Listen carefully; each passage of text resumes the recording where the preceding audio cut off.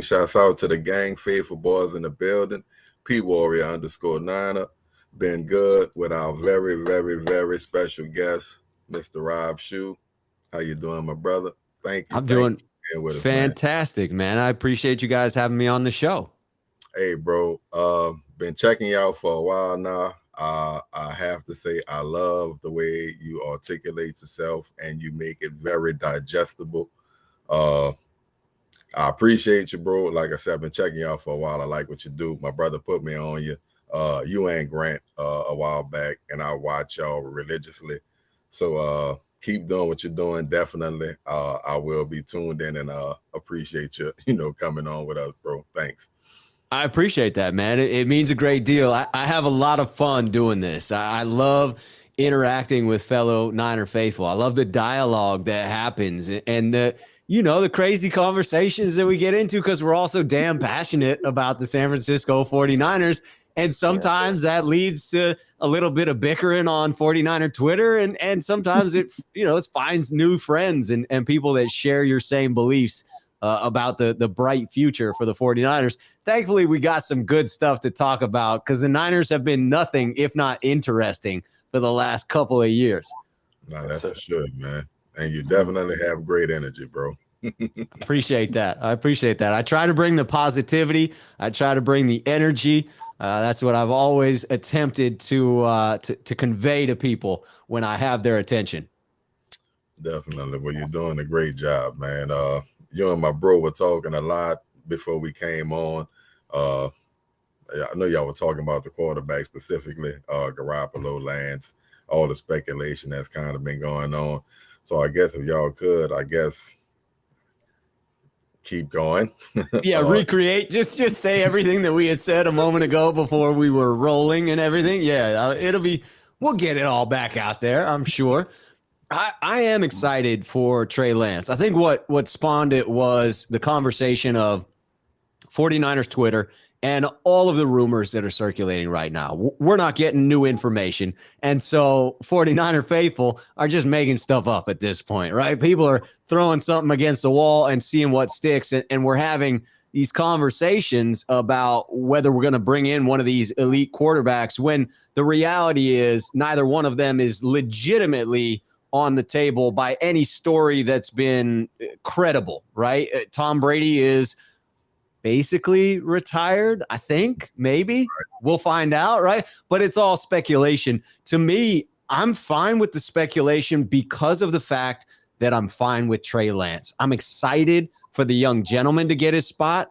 And if it goes to one of these guys that's either the greatest arm talent in the NFL, two-time running MVP, or the freaking GOAT of the entire National Football League, I make exceptions in those two cases.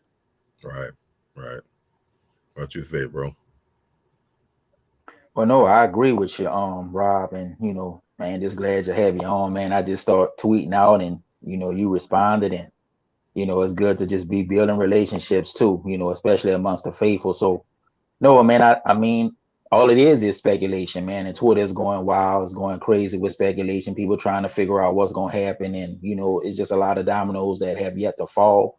We know that Jimmy's not going to be back, but we also want to see where he's going to go in terms of the draft compensation. So, and when it comes to Tom Brady and Aaron Rodgers, I mean, who in their right mind wouldn't want to have them on the team? We're talking about the GOAT, we're talking about two-time MVP, and I mean, it took a great defensive performance and special teams to beat him. So we know what he would bring. We know what Tom Brady would bring, but I have to agree with Rob, man. I want to see Trey Lance. You traded 3 first-round picks.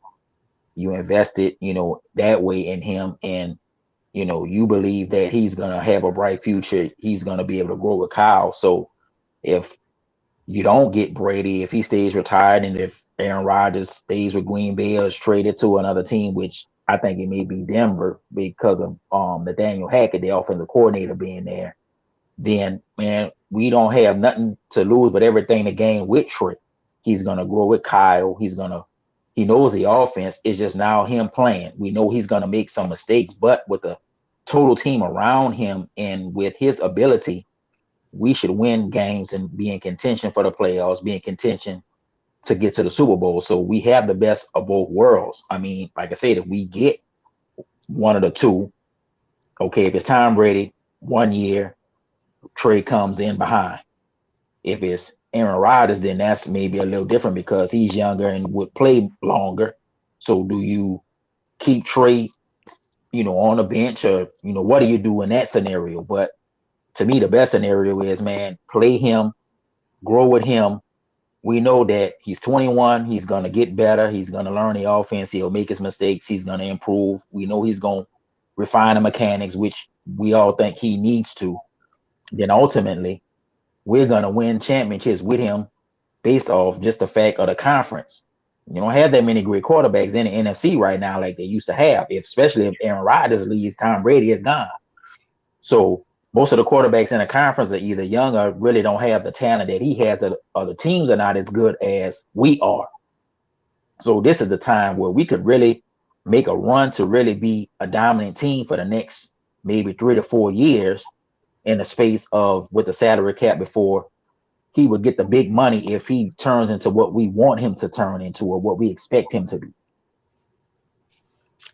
That makes a lot of sense to me. And I got to say that if I'm choosing between the two options, these two hypotheticals that everyone wants to throw out there as far as Aaron Rodgers or Tom Brady. First, let me say that you just sold me on being even more excited about Trey Lance. I was already excited. I already wanted to start the young gentleman. But after you go through that, it's like, yeah, let's build around him. Let's allow him to grow with Kyle. Let's get him out there and get him some freaking experience so that we can stop talking about how inexperienced he is. You got to let the man play in order to get him that experience. Right. But if I'm forced to choose between the two scenarios of Aaron Rodgers or Tom Brady, I got to go with the GOAT for many, many reasons, I would say. The first and foremost, though, is the fact that you could still pull off a 1-year deal with Tom Brady and then go right back to Trey Lance. That to me is the most appealing aspect of the Tom Brady, will he, won't he saga. But there's also the idea that I'm not a huge Aaron Rodgers fan. Like, I just don't really like his personality, the way he comes across, the way he carries himself, his leadership traits that he exhibits. It just rubs me a little bit the wrong way. Now, the arm talent is enough that if he comes to the Niners, I'm not going to complain, right? I'm not going to poo-poo the idea of Aaron Rodgers in Kyle Shanahan's offense throwing to all of our amazing weapons, skill players. But if I'm choosing between the two, I don't want to commit to Rodgers for 3 years because that does screw up the entire Trey Lance plan. Like, what if you don't package Lance in the deal for Rodgers? What do you do with him? And if you do package him for Rodgers, I don't know that I like that deal, right? I don't know that I want to give up on the young gentleman to get the last 3 years of an angry old veteran who keeps losing to the San Francisco 49ers in the playoffs, right? There's no guarantee he's going to get us that Super Bowl. So it would be the Tom Brady route, and it would be a 1-year deal, and then it would need to be Trey Lance time again because I'm with you. You've got too much potential talent and the advantage of being on the rookie wage scale. You got to take advantage of it. Exactly. Yeah. I totally agree with you guys. Myself, I mean, obviously, if either one of those guys want to come, we take them. No brainer. You work it out. But I'm definitely a big fan of the Trey Lance. It always boggled my mind how they would say we're going to have the growing pains with Trey Lance. And I always felt with Jimmy back there, he was going to turn the ball over probably once a game. If not, it's just because the other team dropped the ball anyway. So what kind of growing pains are we really talking if it ultimately comes down to turnovers? So I do think that the young man should get on the field, give him his time, and let him grow with these receivers. I mean, we got the best, as far as skill position, this is the best the team has looked in a long time. So if they could show up the offensive line, I definitely think the young man could shine. Yeah, I agree. It just, I'll say this. I think they could have started Trey from the beginning. Kyle Shanahan built the whole offense around RG3 when he was in Washington. What did RG3 do? He was the rookie of the year offensively. You can't tell me that Kyle couldn't have built an offense around Trey with the talent that we had on offense, and he could have not succeeded in gotten us to the playoffs into the NFC Championship game. I just don't buy it. And that's why I tweeted out last night that I think Kyle wanted to start him from the beginning, but he did it for the sake of the team. He let Jimmy run the ship. All that practice video that Javier Vega had put out, where we saw all the throws and the practices to let you know what the boy is capable of. Okay, so like I tweeted out last night, Kyle was saying to himself, man, I'm going to just wait till next year to unleash him on everybody and start killing everybody with him next year. Kyle knows what he's capable of. All I think Trey needs to do is refine his throwing motion, get a little, he got that long wind up, kind of get that more compact, get the footwork down. He have the arm, he reads the coverages, he'll take what the defense give him. He's not going to be a turnover machine like Jimmy was, because he'll take, like I said, he'll take what the defense will give. He will run, he'll throw on a run, he's not going to take the big hit. He'll get out of bounds. He's going to protect the football. That's what he was taught at North Dakota State, running the same type of offense. So you have to expect that, okay, if he's running a pretty much similar offense, maybe more advanced, because Kyle is really playing positionless football. But, man, come on. Just put him out there and see what he could do. I just thought they could have played him from the beginning, but I understand the kind of political way Kyle was trying to manage it going all along, throughout the season. Yeah, that's a fair point, right? I mean, they brought back a considerable number of veteran players on one-year deals, and all those players, when they signed, assumed it was going to be another run with Jimmy Garoppolo. So there were some politics that Shanahan and Lynch had to fight through. Those veteran players in 2019 rode with Jimmy to the Super Bowl, and so you could see them having faith in Jimmy Garoppolo's ability to be the leader of this team and being skeptical of the young rookie coming in and having that same effect. But I do think it's fair to suppose that he would have had similar success. It probably would have been pretty painful to start out with, judging by what we saw as far as Kyle Shanahan's game plan and Trey's execution of that game plan in week 5 against Arizona. But when you saw the progression from week 5 to week 17, it is very fair to assume he would have had that same progression in season. And you would have gotten Jimmy Garoppolo's money off of the books and used that additional money. Yeah, you would have taken $8 or $9 million of it to bring in a backup quarterback. So you would have eaten up a chunk. But you would have had another $15 million or so that you could have added 2 or 3 high-quality free agent additions to this team and built up around Trey Lance and allowed him to succeed. And you called it out. Kyle Shanahan, I was just looking at the figures for RG3 because I had a mailbag episode over on my channel on YouTube, and a question came in about Kyle Shanahan's ability to be ready to call plays for Trey Lance. He crushed it with RG3. And yeah, I mean, all success goes to RG3 for executing on that. But he threw for 3,200 freaking yards that rookie season, 800 yards on the ground, 20 touchdowns, 5 picks through the air, 7 more on the ground. If you can get Trey Lance to give us 4,000 yards from scrimmage and 27 touchdowns and 5 picks, forget about it. Freaking forget about it, man.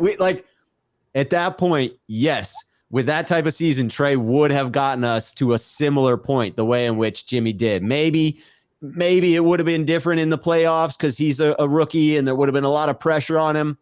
Who knows? I'm grateful for the season we got. I tip my cap to Kyle Shanahan and John Lynch for sticking it out, man, because at 3-5, even me, the eternal optimist, was like, hey, maybe it's time we make the switch. Like, maybe you were wrong about this. And they stuck to their guns, man. And here we are, a loss in the NFC Championship game. It stings, but it was an NFC Championship game. Mm-hmm.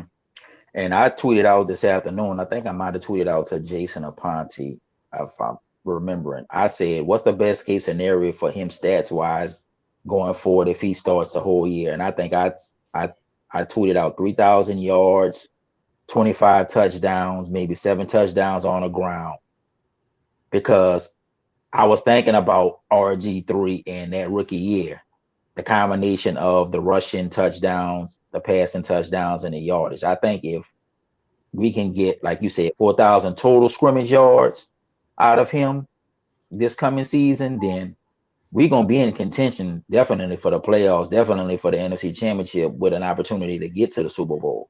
Because I Yeah. think with the offense, maybe initially, with him starting, it may be a little rough because, you got the 2 games last year, but it's not as opposed to you starting every week. But we just want him to progress going forward.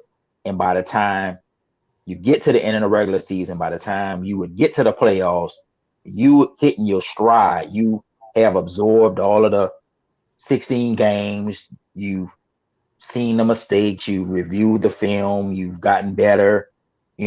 With everything. And if we would get him to that point, if we would get to that point, then going into the playoffs, man, we would be in a position of really being the team that would have to be reckoned with because of that. So that's what I'm saying, man. Go ahead and just play him. Let him just start from minicamp, OTAs on. And that's another thing that will benefit him. You weren't getting any of those reps last year because Jimmy was getting all the reps. You're going to get all of the reps, which can only help your timing with the receivers, running backs, checks at the line of scrimmage, communication with the center, whether it's Makov, they bring in somebody in a draft or free agency. So, and you're going to play some of the preseason, not all of it, but you're going to get some meaningful snaps there before the regular season. So all of this all season work that you're going to do individually and within a team leading to the regular season should have you ready for that time. And then you just go out there and just ball till you fall.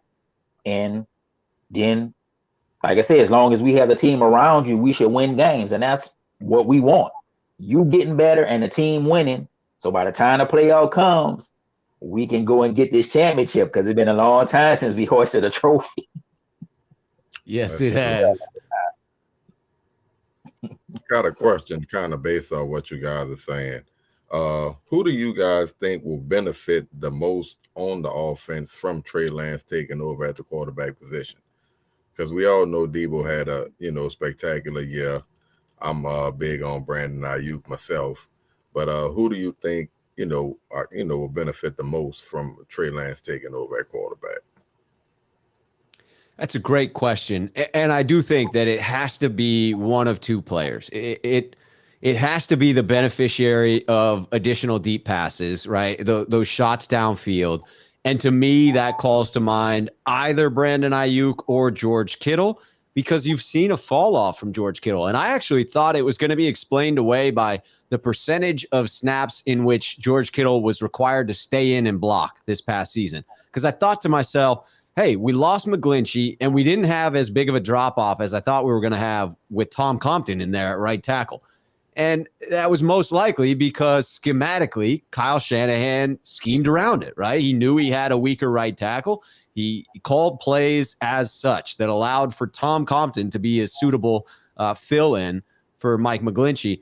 But then I saw the stats and the percentage of plays in which Kittle did not run a route, and it was very comparable to 2020 and 2019. In fact, it was actually a slight downtick from 2020, although 2020 was a smaller sample size for George Kittle. And so he was running the routes. He just wasn't getting the same targets that he did in years prior. And certainly his biggest statistical season came with primarily Nick Mullins throwing the ball to him, right? That big 2018 season that George Kittle had. He's not as fast as Brandon Ayuk, but for a tight end, he is fast. So he presents that matchup nightmare. Brandon Ayuk is a very complete receiver, and I've got a warm spot in my heart for him because I got a chance while I was in Green Bay just randomly I ran into, met, and conversed with his mother, Martha Ayuk, who's a extremely pleasant woman and just so insightful and she gave me a little bit of backstory on Brandon as well, and him coming up through the junior college ranks. Just such a great story for that young gentleman. I think, given that fact, I got to go with Brandon Ayuk. I got to say it's Brandon who benefits the most. Mm-hmm. Yeah, just to echo your question, being good, I think Ayuk is going to flourish with him because of the ability to throw deep, as opposed to Jimmy. We know Jimmy was limited, to throwing over the middle of the field. Not really challenging defenses deep. We know that'll be different with Trey.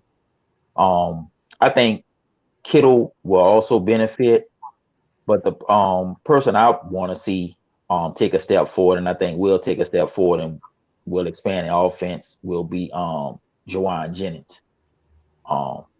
We didn't have a third receiver until he emerged, toward the end of the season and in the playoffs. Now he doesn't have the speed, but we know he's physical. He's gonna block in a run game, and he's gonna catch pretty much everything you throw to him. So I think, we know Brandon's gonna take a jump. I don't know what the whole, being in a doghouse deal was, during the season. I didn't really understand that, because if you're not getting the targets, you're not getting the targets. Don't mean you're not out there, doing your job of, doing the things that you need to do to help the team win.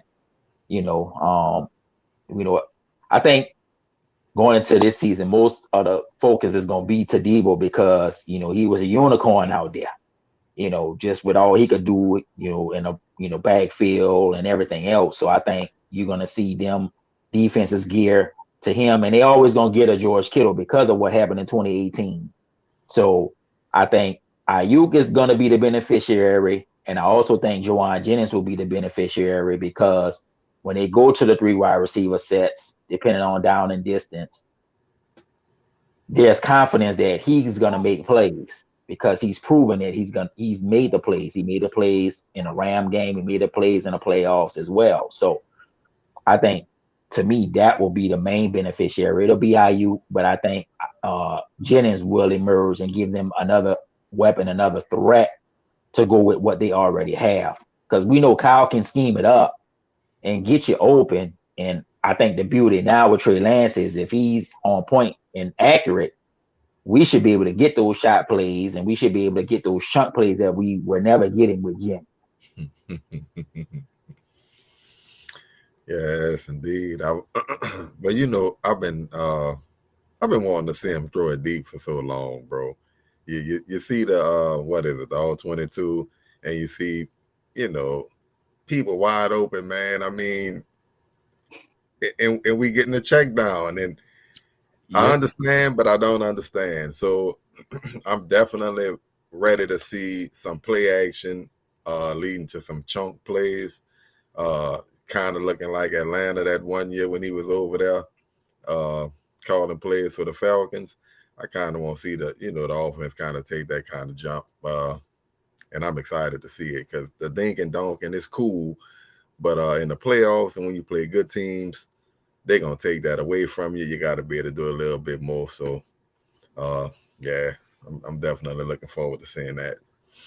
I hear you. It's cool when you win, right? Like it's cool if you're winning, and then it's fine. But when you get to that point in the playoffs where it's just not enough, you wonder, like, where is that 2016 Atlanta Falcons offense that Kyle spearheaded? And it's fair to wonder if the only thing missing from this 49ers team is that dynamic play caller. And it seems that we have that dude on the roster right now. So let's figure it out. I just got to touch on Jauan Jennings, because on my program, I have repeatedly referred to him as just a grown-ass man, the way that he plays wide receiver. It is, I love it. It's inspiring. The way that he run blocks, the way that he goes up and gets a football, the percentage of his catches that are either a first down on third down or a touchdown is ridiculous. I think it was something in the neighborhood of 24 of his 33 catches were for a first down or a touchdown.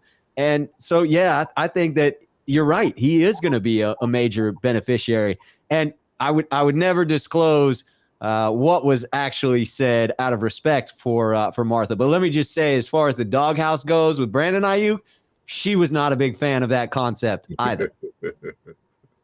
Yeah, I just never understood it because, okay, they said he was hurt and, that kind of, well, the injury will slow you down, but then, in the games, I don't see why they, said that because the the difference I think between Jimmy and what Trey will be is we know Jimmy was gonna force the ball to Kittle or Debo. That's who he trusted. Sure. Jimmy was gonna throw the ball to who he trusted and knew would make plays. Well, you have to give people a chance to earn your trust. That's one of the things, even with Kyle. If you don't earn his trust, you're not gonna play. So I think with Trey will take what the defense will give, will spread the ball around. So it won't be like, okay, you gonna force feed it to Debo, you're gonna force feed it to George. He's gonna take what the defense gives. If Ayuk is open, if they're not open and Ayuk is open, then okay, that's where he's gonna go with the ball. If the check down is there to the running back, he'll throw it to the running back. And that's gonna make the offense better, in my opinion, and diversify it more because defenses already knew when Jimmy was in there, okay, well, everything's gonna be over the middle and is either going to Debo or it's going to George Kittle. You can't assume that that's going to be the case with Trey Lance. You got to assume that, okay, he's going to read the coverage, even if you disguise it pre and post snap, he's going to read the coverage and get it to the open man. That's why I believe Ayuk is going to benefit. If Jawan is in there and it's let's say it's a 3rd and 7, he will benefit because now most defenses are going to roll a coverage to Debo. They're going to roll a coverage to George Kittle. Well, you got one-on-ones. Y'all can win the one-on-ones. If he's accurate and on time, you should be able to get those passes and make plays. And then just to piggyback off of what we saw in Atlanta in 2016, I told Ben Good this when Kyle first came to the Niners. Everybody talks about the run game. That's the heartbeat of the offense, the one cut scheme. But I told Ben Good, I said, Kyle is a killer. Kyle loves to throw that ball and attack you when he has the mismatch in the matchup in his favor. You saw that in 2016 in Atlanta. You had Matt Ryan, you had Julio Jones, you had Mohamed Sanu. They didn't really have a great tight end, but their receivers were so good that you could you had the running game, and off of that play action, he would take those deep shots to Julio, or you would throw the ball to Sanu, you would throw the ball to the running backs. Kyle loves to throw that ball when he has the mismatch. So he's going to play to the strength. We know the strength was running the ball. He knew he didn't have that killer passing game that he wanted. So he had to tailor it to run it.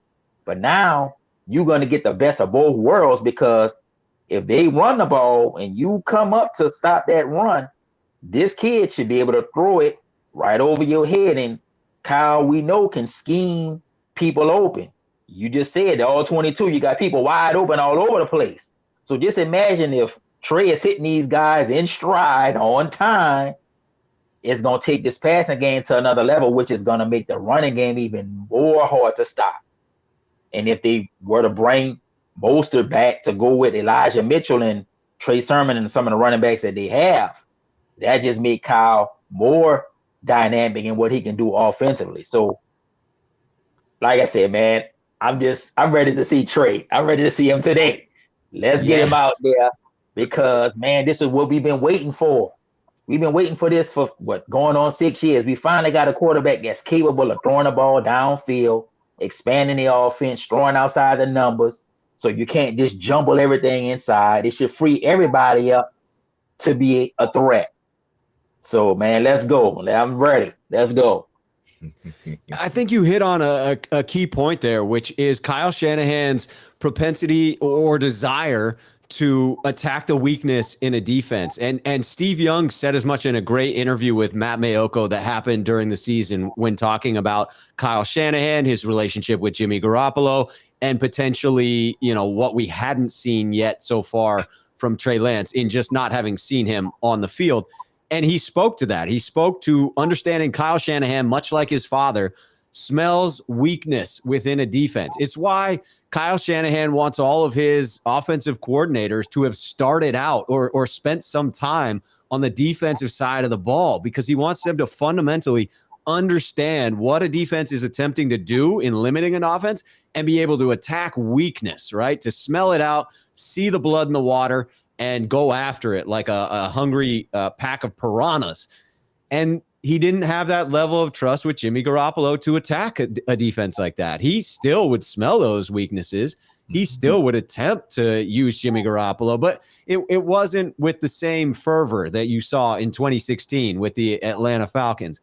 And I do believe that what you describe in Trey Lance, the physical skill sets I've seen to this point, the highlight reels that we've seen from his college tape, it strikes me that Trey has those traits to be able to attack a defense. And so I'm excited to see Kyle Shanahan get back into his bag in that regard and begin to get more aggressive with the offense, because I love great defense. I love a good game where it's smash mouth football. I was in Green Bay and Lambeau in the stadium for that cold game, and I loved it. Special teams, defense, forget about it. That is smash mouth football.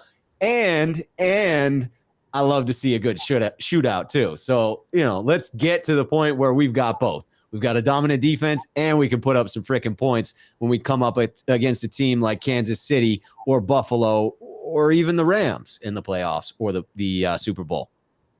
Yeah. All right. Mike McDaniel's out. Anthony Lynn in. What are you expecting from Anthony Lynn?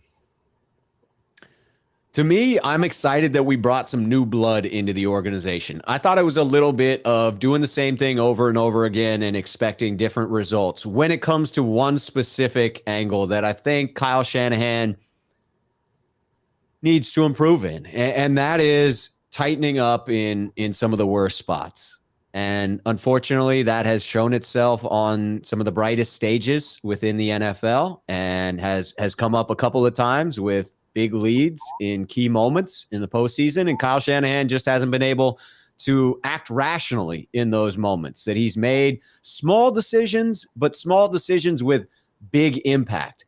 And to me, the only way I can equate it, because I've never been in a high pressure situation like that in my life. I've never coached a team in the Super Bowl. I can only imagine how stressful that is.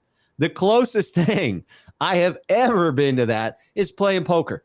And I'm not a high stakes poker player, but I play enough poker with enough money that, it's my money. And so I'm uncomfortable losing it. If I get into a big pot and I push all my chips into the middle of the table, man, my heart is going. I can feel it. I'm anxious. I don't know what's going on. I have a hard time calculating my odds to win the hand.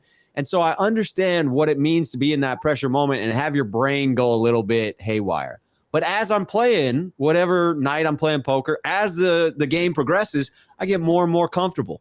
And each big pot I'm in, it becomes less stressful. So my hope is that Kyle Shanahan can grow in that area, and that in being enough of these high pressure moments, he will continue to refine what he does. But if he doesn't bring in an outside coach, if he doesn't bring in an outside voice, who's going to be there to sort of check him in those moments, right? These are all guys that grew up on his coaching tree, underneath him.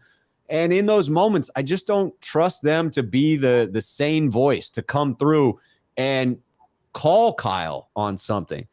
But with Anthony Lynn, someone who has head coaching experience, someone who comes across as a very capable leader of men, I have that faith in Anthony Lynn. I have faith that he will be that sane voice in Kyle Shanahan's ear, and that he will lend a calming presence to those very high-pressure moments, not to mention what he brings as far as the run game. I don't think that Kyle Shanahan necessarily loses a whole lot with Mike McDaniel, in that I get the sense, in the way Mike McDaniel always spoke about Kyle Shanahan, that Kyle really is the driver in that regard, that he still possesses what we've seen to this point for the 49ers. But Anthony Lynn brings in something else in addition to what Kyle Shanahan was looking to do. When I go back and consider some of those 1-2 pairings of running backs that have been successful underneath Anthony Lynn. When you go back and look at his time in Buffalo, when you go back and look at his time with the LA Chargers,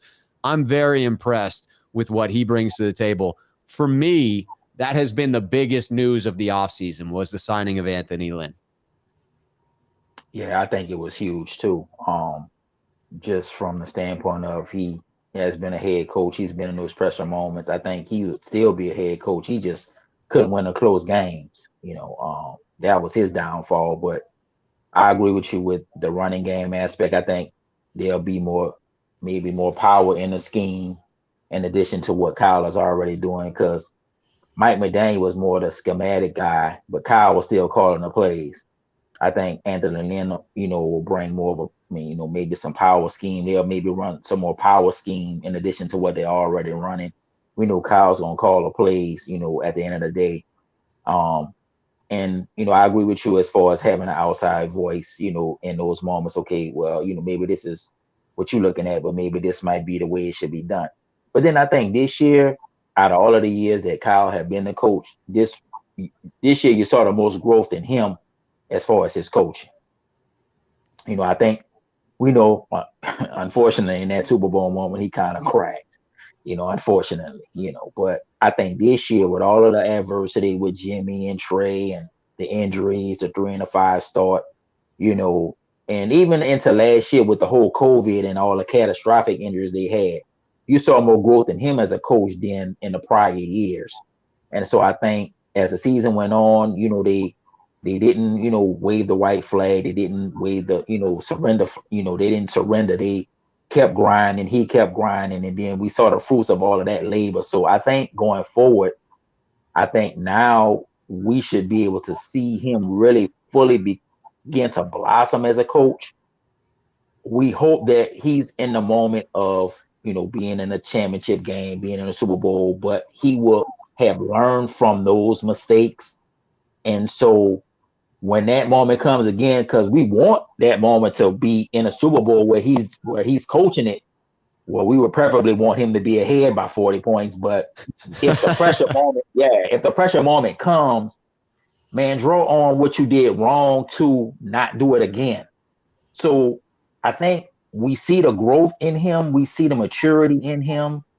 He's been an offensive coordinator for so long, so it's taken him these years to kind of grow and be comfortable in his own skin, so to speak, as the coach. And I think you saw the growth. Now we just hope, okay, man, now you done had some adversity. You've seen success, you've seen adversity, you kind of have had the full gamut of it all. So now going forward, you should know what to do, what not to do in those pressure moments. Like I said, we want you to be in the moment, on a bigger stage again, but learn from what you did wrong in that situation. And, if you really learn from it, when it comes again, you will know how to handle it. And it should, because there's got to be a point where you get over the hump, you get over that hurdle. And so I think that's the next step for him. We know you can get us to a Super Bowl. We know you can have us almost 4 minutes away from winning it. We know you can take in the team that was 3-5 and get us to an NFC Championship game with all of the injuries and so forth and so on. So the next step for you is just to overcome that and finally put your stamp and be a Super Bowl winning head coach. That's the only thing left for you to do. So draw on all of the experiences that you had. And when that time comes, man, it's like, okay, I've been here, I've done that. Now I know what to do. Let's take this thing home and let's hoist this trophy and be a champion. Because once you get over that hurdle, then you got the secret sauce. You got the formula of what it's gonna take to do this consistently, just like his dad. His dad had to get over those hurdles to be a 2-time Super Bowl winning coach. So you saw it firsthand. So now it's like, this is your turn to get through it. You could even say McVay had to lose a Super Bowl to ultimately win one as well. So we know that's just the next step. You're going to get back to a Super Bowl, preferably with Trey, and you're going to have that moment to finally get over the hump, be that championship coach, and with the team we have in place, not just win one, but multiple Super Bowls now, because that's going to be the expectation. Once you win that one, right? You're going to exactly. We're going to want you to win multiple Super Bowls after you win one, but you got to get that one. And we know it's coming. It's not just it's not a matter of if, it's just a matter of when it's going to happen. It's going to happen. We just want you to be in that moment ready for it to take place. You have a great call out there, which is this concept of failure, which oftentimes in life people are afraid of. And that's wrong. People should not be afraid of failure. People should embrace failure, because failing quickly is the best way to find success, right? It's the surest way to learn what not to do. Otherwise, if you get lucky and just win one off the bat, you may not truly understand why you won it, how you won it, what you went and did to get yourself there. But if you fail repeatedly and overcome those failures to then crest the mountain and get to success, you fundamentally understand what it took in order to get there. And I also just have to say, I agree wholeheartedly in the growth that Kyle Shanahan showed as a head coach this year. He's not perfect. He still has these kinks to work out when it comes to high pressure moments. But to see him suffer through the Niners sitting at 3-5, to have members of the press asking him uncomfortable questions, to watch him squirm, to watch him get uncomfortable, to watch him, quite honestly, be somewhat condescending in some of his answers. And I thought it was a bad look. He rebounded from that, and he rebounded from that with a vengeance. And I do think it created a stronger head coach going into next season. I have more faith because of what Kyle Shanahan persevered through in this season. Yeah. Agreed.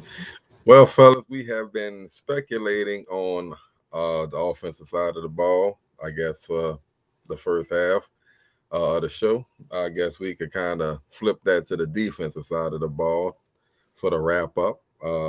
Got a couple people I guess we would expect to be gone, a couple people that we know we need to bring back, like a DJ Jones. So what are you guys' thoughts on the defense? Like I said, definitely some guys we need to bring back, and I guess people like Kwaski could possibly be gone. So what are you guys' thoughts on the defense? The Niners have an absurd number of free agents this year. It's unfortunate because I would rather that we be able to bring them all back. I would like to reunite as many players as possible. But my number one target, and I like to throw it up all the time because it's made by his father, Big Dave, and the proceeds from it go to charity, even though it may be sold out at this moment. But DJ Jones's barbecue sauce, I always show that and give him some love. I get no benefits from it other than to support Big Dave, DJ Jones's dad, in his efforts to give money to charity. And so, yeah, he would be my number one priority, because even though he only plays 50% of the snaps, and you could argue that maybe Laken Tomlinson's a bigger priority re-sign for the Niners because he plays 100% of the freaking snaps because he's an Iron Man. DJ Jones's 50% of those snaps on defense are critical because it sets up what the 49ers like to do. It allows them to be a dominant run defense, to hold teams on those early downs and put opposing offenses into third and long situations. And that's where Nick Bosa and company get after the quarterback and earn that money.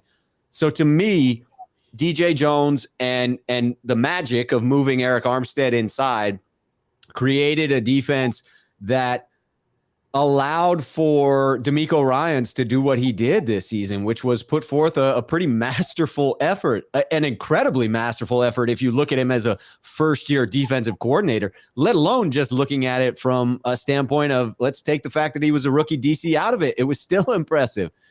And to me, DJ Jones is at the core of that. So he would be a key player I would look to bring back.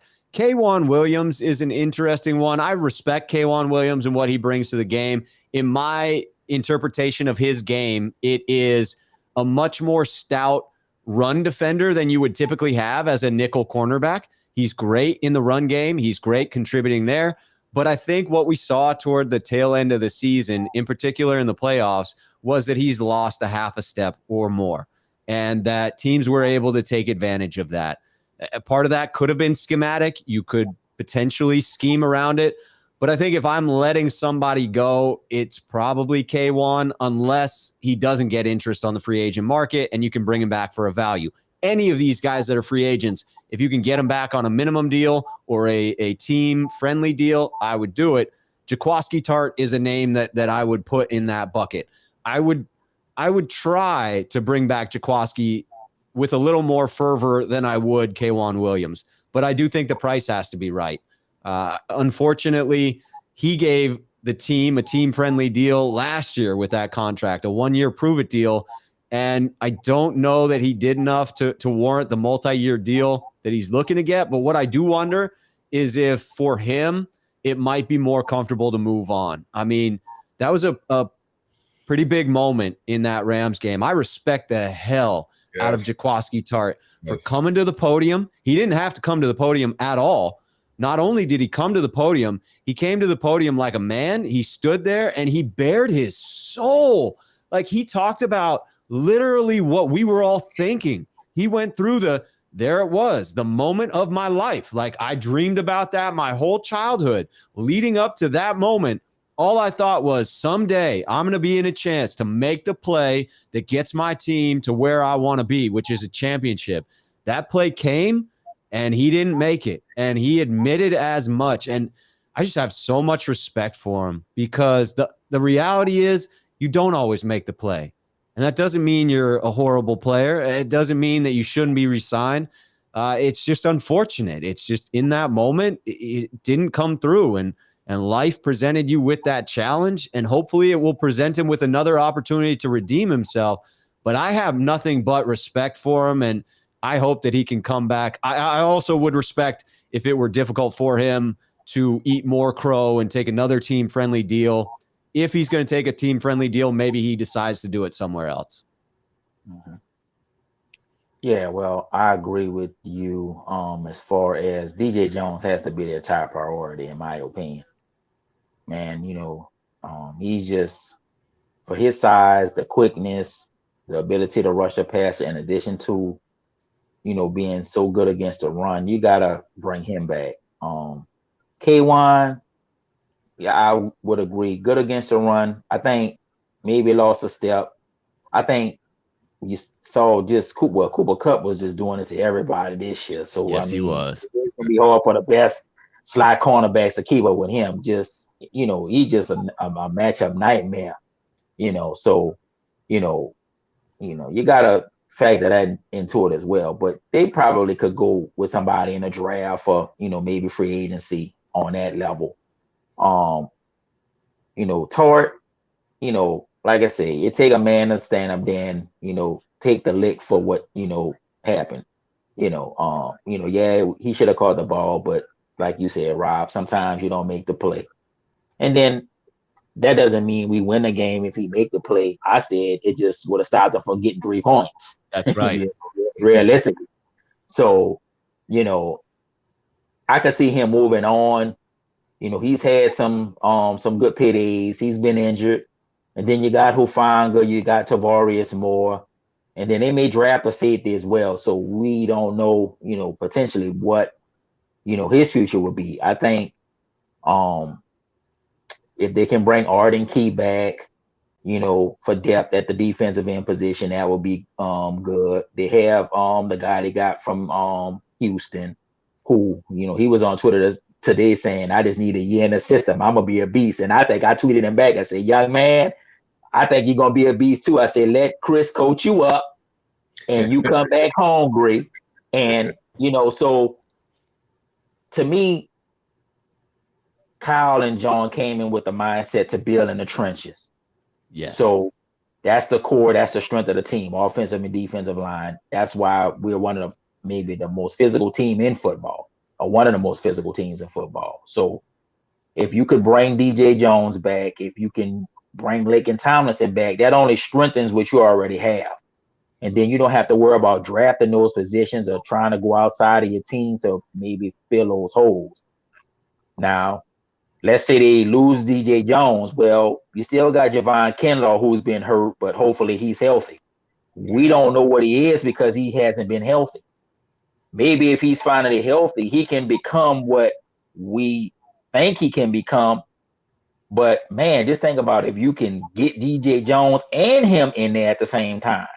And then you still have Eric Armstead, who you can move inside and outside as well. Versatility. That's one of the things that they want in defensive linemen as well. So if they can get DJ Jones signed, Kinlaw comes back, you still have Eric Armstead, you still have Kevin Givens, you still have Kentavious Street, you still have a lot of that was why we were able to do what we did in the playoffs, because we had this great amount of depth that they didn't have in 19 when we got to the Super Bowl. So true. That's not counting what they have at the defensive end position. So, yeah. D Ford. Oof. I was just about to say, I don't know if D Ford would have been healthy his full time. Man, that just his first step off the edge is like no other, but he just hasn't been healthy. Yeah, exactly. Now, we don't know if he's healthy. He started off healthy, then he was shut down and he never came back. So we don't know if he's going to even play. But he's got a lot of money on a contract. So what do you do?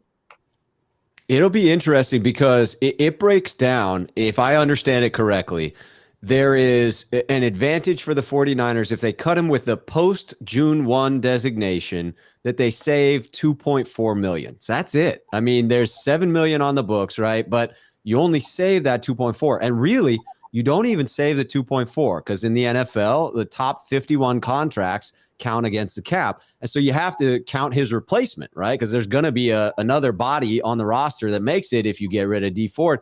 And so with that minimum salary for that other player, you really only save 1.5 million. So that's it. You cut D Ford, you save 1.5 million. The question becomes, if he starts to heal up a little bit like he did last offseason, which it's a back injury, it makes sense, right? The further you get away from snaps on the field, the healthier that back is going to feel. You're sleeping more, you're resting it up, you're getting back to the shape you need to be in. Do the 49ers try one more year just to squeeze a little bit of production out of him? Because, I mean, how many snaps do you need to get from D4 to be worth $1.5 million? Not many, right? If he plays 20% of the defensive snaps, I would gladly pay him $1.5 million to do that, right? Because that's all you're going to gain in cutting him. So that's a tricky one to me. I know a lot of 49er faithful want him gone just because they have that PTSD of like, we're always injured. We got to get these injured guys out of here. To me, I think it's a much more complicated question than that. And I won't be surprised if he's still on the roster this year. Yeah, I agree. I think they're going to try to get one more year out of him. I agree with you in terms of the snaps, because if you're looking at it from the standpoint of them having a depth, which they always want to have depth. If they can have the same depth that they had this year, and he's on a roster and he's healthy, you don't need him for maybe 10 to 15 snaps a game. Crucial third down, third and long, those kind of situations, maybe to kind of give somebody a blow. And if you can get 10 to 15 snaps out of him a game and he can give you 4 or 5, maybe 6, 7 sacks, depending on what the situation is, then he's earning that 1.5 million and you getting the 1.5 million out of him. So I think he's going to be on a roster. I think they're going to just let him rehab and try to get the back as fresh as healthy as he can be. I don't think you'll see him that much in the mini camp. I don't think you'll see him that much in OTAs. I don't think you're going to see him that much in training camp as far as being out there for snaps. They're going to maximize his health and try to get him to the regular season and then play him the 10 to 15 snaps. And it's going to be specific. Like I said, it's got to be third and long, that type of thing before he gets out there. He won't be out there on any kind of running plays or any kind of thing like that. It's going to be strictly rush situations. I'm with you on that. Mm-hmm. Yeah. We had touched on Mike McDaniels leaving. I know we received compensatory picks for him. So what do you guys think as far as draft needs? I guess positions they could address. Do you think they might move up or down in the draft? What do you think about the draft? It looks like the Niners are going to have 10 picks going into this one, assuming that they pick up a pick in this year's draft for Jimmy Garoppolo. I think as it stands right now, they have 9, and the first available pick is that 61st overall in the second round, as we obviously gave up that first rounder for Trey Lance, which is looking like a much better deal now that it was the 29th overall pick. It doesn't feel so bad. To me, I have a bookend edge rusher as the top priority for the San Francisco 49ers. I believe it unlocks a level of pass rush efficiency that we haven't seen since 2019 in referencing Dee Ford. When Dee Ford was out there and healthy, the pass rush efficiency was off the charts. That was why that defense was as special as it was, and why it wasn't necessarily as special later in the year when his health declined, when DJ Jones was out, when Ronald Blair was out.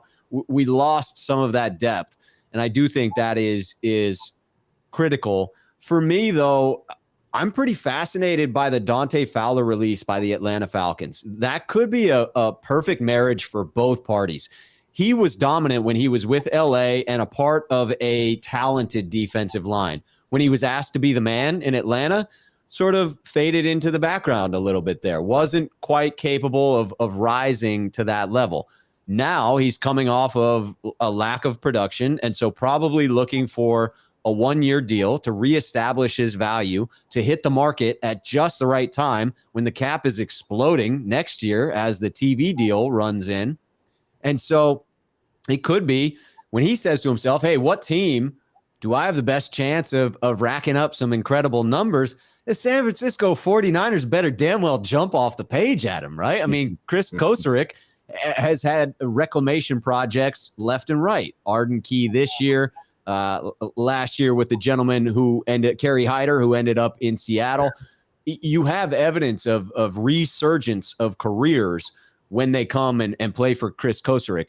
So you could see Dante Fowler picking the 49ers. And for the 49ers, what better way to bring in a valuable asset on an inexpensive deal that allows you to put a bookend opposite of Nick Bosa and allows a player like Charles Omenihu to continue to develop? Because I got to agree, I was so fired up by his attitude in that tweet where he was like, you just watch. Give me one more year with this system. Forget about it. So to me, I think we have some of those role players, Samson Ebukam and Charles Omenihu, but I would really go after that edge rusher. I had been targeting that with the 61st pick, but now that Dante Fowler's out there, that seems too perfect to me. If you can snatch him in free agency, I would shift my focus to either interior offensive line or a playmaking safety if you're not able to bring Jaquiski Tartt back. I do think that the Niners could be dipping into the safety market in the draft, but certainly you need a replacement at one of the guard spots, most likely, and you're going to need that future center. And I think you could potentially tackle both if you draft early enough. You draft that future center for when Alex Mack retires, but they can play right guard this year. Yeah, as far as a draft for me, I think they got to look at the wide receiver position. And I'm thinking in terms of special teams, somebody that can be that 4th, 5th receiver, but can also be a return man and can be a punt returner as well. We know the special teams was kind of lacking in those areas, Now, we give props to the coach that went to the Bears. He always be remembered for the Green Bay game. Richard Hightower. I was drawing a blank on his name. So much love to you, Richard. You had him on point for that one. And Rob, you was there, so you saw it firsthand. Yes, I did. I think they got to draft a receiver, at least maybe 1 or 2. If you're going to have 10 picks, assuming we get the pick for Jimmy, you got to kind of add depth pieces to what you already have, but depth pieces that you can develop to become, core special teams players or even starters down the line. I think the success that they've had in the draft have been drafting from the 3rd to the 7th round and undrafted free agents. That's how we built our team. They haven't really had the success and maybe in the 1st and 2nd round outside of Debo, outside of Nick Bosa. They've missed on some, but they've also hit on Dre Greenlaw. They hit on Kittle. They hit on DJ Jones. They hit on Jawan Jennings. They've hit on a lot of mid to late round picks. I'm I'm thinking about Elijah Mitchell comes to mind. Another one that they hit on. And Yes, they hit on sir. undrafted free agents. They hit on Matt Breida. They hit on some others. So keep that formula going. And Kyle and John like to move up and down the board. So if they have a specific player targeted, they have the draft capital with 10 picks to move up and down the board to get specific players. So I think receiver, I think safety as well, interior offense, they're going to have to get a center to replace Alex Mack ultimately. And if you're not going to put Jalen Moore at one of the guard spots, let's assume they keep Lakin Tomlinson at left guard. If Brunskill leaves, okay, do they plug Jalen Moore in? Do you draft somebody? I don't know. Now, Jalen Moore, he played tackle when Trent was hurt a few times. You still have McKivitz. So what do you do? If there's a right guard in the draft that is better than him, then by all means, draft that player. If you can get him wherever you're going to draft him. But if you think that Jalen Moore or McKivitz is good enough to fill that right guard position, then let them compete for it and let the best man win if you're not going to draft a guard. So I think they need to they need to hit on receivers, safety, and then I think they need to address that center position. And then see if you can just continue to add depth, but young talent that you can develop. So like I said, as because every year we know the team changes. So as long as you keep replenishing through the draft of young players and you can develop them, that's going to keep your team competitive in a winning state and a winning mode going forward. Gotcha, bro. Well, man, I have really enjoyed chopping it up with your brother Rob. Definitely appreciate your time, man. Uh, and I hope we could do it again. Uh, on behalf of my brother, P Warrior _9, I am Ben Good. Thanks again to Rob Schuh. We are the Faithful Boys, and we are out of here. Bang, bang to the game. Peace. Cheers, gentlemen.